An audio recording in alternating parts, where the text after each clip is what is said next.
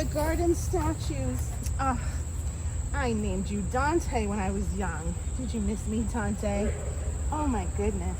What is this writing here? I've never seen this before. Oh, what was... Sorry I gave you a fright. It will be damned inconvenient if you were to run away. But you're a high fae. Obviously. Don't be so dramatic. You may call me Thornwood. May I have your name? No, you may not. I'm familiar with your customs. I wanted to speak with you about your predicament. You are at the mercy of your uncle's will, and I can help. I must find a way to restore my house in less than a month. What's your price? A finger. What? Why? If you must know, I need your bone for the structural elements and the flesh for the ornamentation. Will it hurt? No, it will not.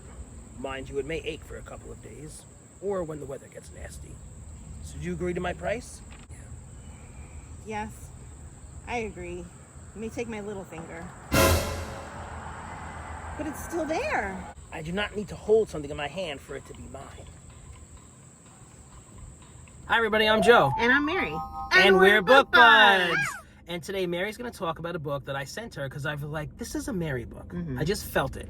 Thistlemarsh by Moorea Corrigan. Yeah, and I thought, like, is Joe going to read this too? You like fairies also. Sure. And I feel like you might like this one because sometimes, like, it was not a middle grade book, but it had kind of like that cozy vibe. So I think you might like it. So this was set, it's a historical fantasy set like right after World War I. And fairies have been missing for 100 years. They used to be present on the earth and they used to help the humans, like if there was a war or something like that, they were there to help out.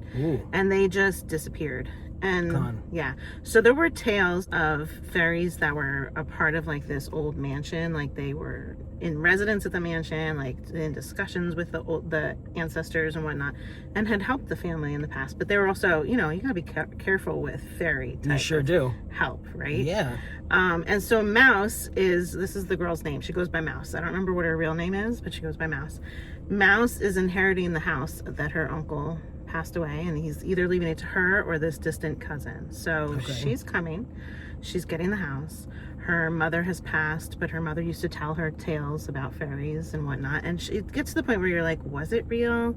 I'm not really sure. It was so long ago.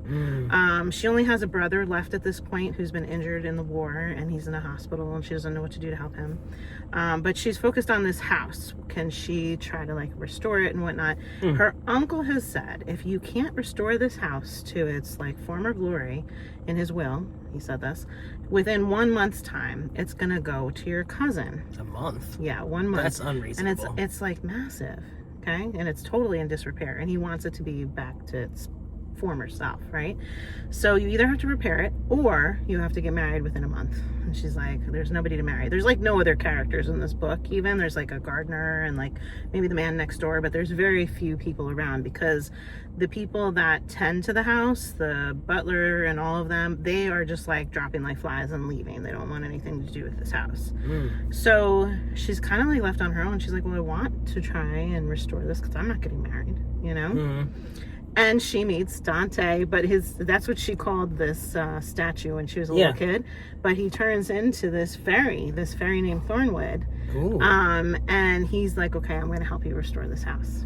Okay, cool. So the bulk of the story is her and Thornwood navigating this fairy and human relationship, being cautious about using his services to repair things and whatnot.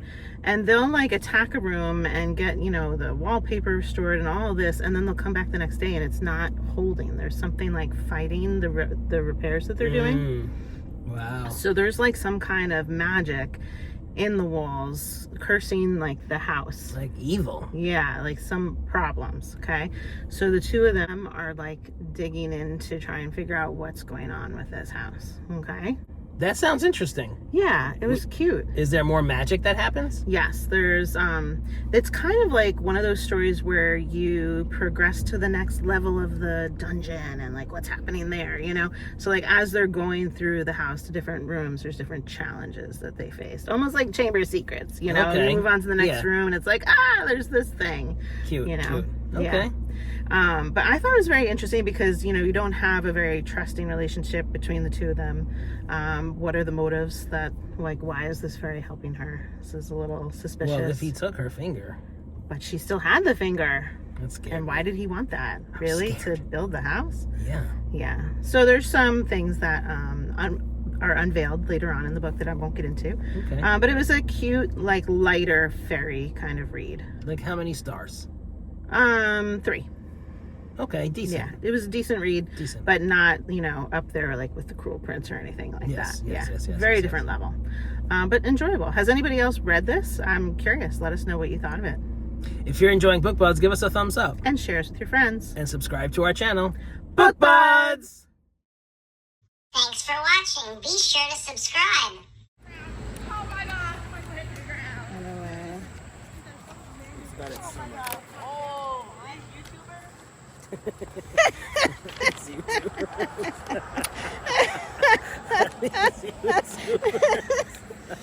Oh, are these YouTubers? That is funny. How come we're not TikTokers? Because we're old. Yeah. That's what it is.